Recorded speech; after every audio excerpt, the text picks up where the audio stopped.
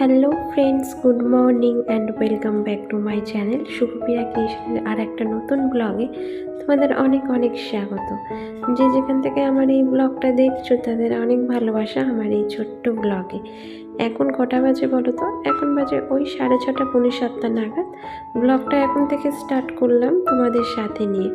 আর ঘরের মধ্যে এতটাই অন্ধকার, ভিডিও আর কি বানাবো দেখতেই পাচ্ছ কতটা অন্ধকার। আমাকে না দরজাটা খুলে তারপরে ক্যামেরা অন করতে হলো। আর এখানে আমি লাইটও জ্বালাতে পারবো না বন্ধুরা, কারণ আমার ছেলে ঘুমাচ্ছে, অনেকটা সকাল তো, তাই ওকে এখনো পর্যন্ত আমি ডাকিনি। তাই ঘরের ভেতর অন্ধকার বলে ভিডিওটা সেরকমভাবে ভালো উঠছে না। আর এখন দেখো ক্যামেরাটা বাইরে সেট করেছি, দেখো কত সুন্দর এখন আলো আসছে।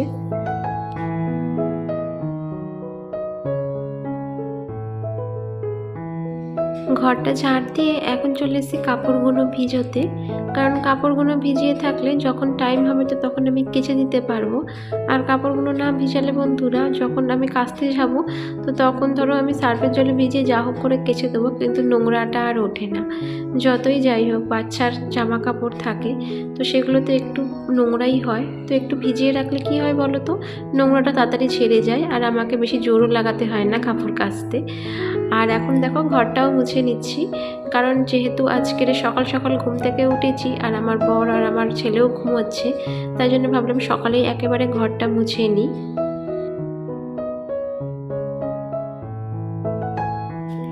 এক কথায় বলতে পারো সকাল থেকে ফুল এনার্জির সাথে আমি কাজগুলো কমপ্লিট করছি।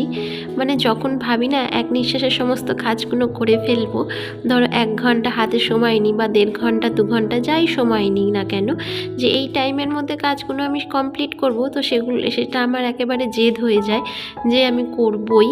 আর এখন আমি সেটাই চেষ্টা করছি যে ওরা বাবা ছেলে ঘুম থেকে ওঠার আগে আমি সমস্ত বাসি কাজ সেরে তারপরেই একেবারে চা বসাবো। আর সকাল সকাল ঘুম থেকে উঠলে সমস্ত কাজগুলো সময়ের মধ্যেই হয়ে যায়।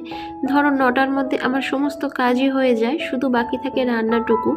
কারণ রান্নাটুকু আমি ওকে জিজ্ঞাসা করেই করি, মানে চেষ্টা করি ওকে জিজ্ঞাসা করেই করার, কারণ ও যেটা খেতে ভালোবাসে আমি সেগুলোই করার চেষ্টা করি।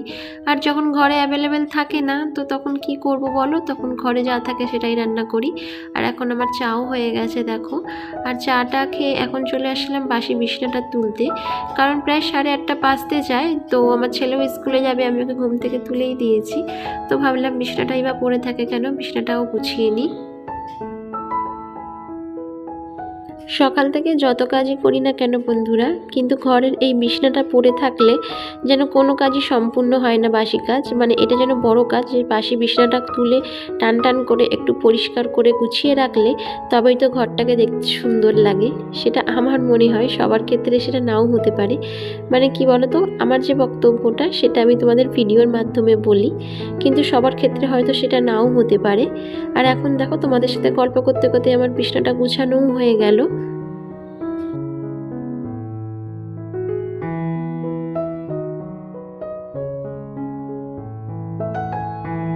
আর এই যে ব্ল্যাঙ্কেটটা দেখছো, এটাকে আমার এখনো পর্যন্ত ধোয়া হয়নি বন্ধুরা, কারণ ভেবেছিলাম ধোবো, কিন্তু 2 দিন ধরে না সন্ধ্যে থেকে এতটাই বৃষ্টি হচ্ছে আর সকালের দিকে বেশ ভালোই ঠান্ডা থাকে, তো সেই কারণে আর ব্ল্যাঙ্কেটটা ধোয়া হয়নি।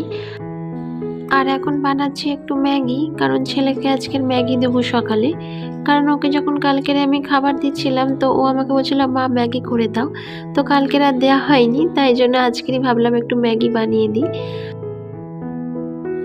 আর এখন নিজেদেরও একটু ব্রেকফাস্ট বানিয়ে নিচ্ছি। আজকে সকালে রুটি পরোটা কিছুই করিনি, কারণ হাতে একদমই সময় নেই, ছেলেকে স্কুলেও পাঠাতে হবে। তো এখন একটু জল রুটি বা গোলা রুটি যে যাই বলো তোমরা, তো সেটাই এখন বানাচ্ছি।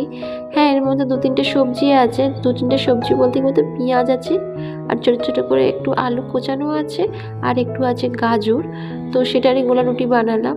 আর এই দেখো আমার বর সকালে না ডিম এনেছে, তো সেগুলোই এখন গুছিয়ে নিচ্ছি, কারণ ডিমটা না একদমই ছিল না। আর যখনই আমার রান্না করার কিছু থাকে না তো ডিমটাই আমার সঙ্গী, তাই জন্য ডিমটা আমি সবসময় ঘরে রেখে দিই।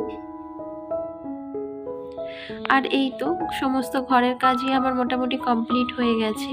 আর এখন প্রায় বাজে 9:30, এখন যাব ছেলেকে স্কুল দিতে। আর রান্নাটুকু বাকি, তো সেটা আমি পরে এসে করব। আর এই যে আমার সোনাও রেডি হয়ে গেছে স্কুল যাওয়ার জন্য, একটু কাঁদো কাঁদো মুখ, স্কুল যাবে না বলে। তো চলো ওকে স্কুল দিয়ে আসি, আর আজকের ব্লগটা এখানেই শেষ করছি বন্ধুরা, টাটা।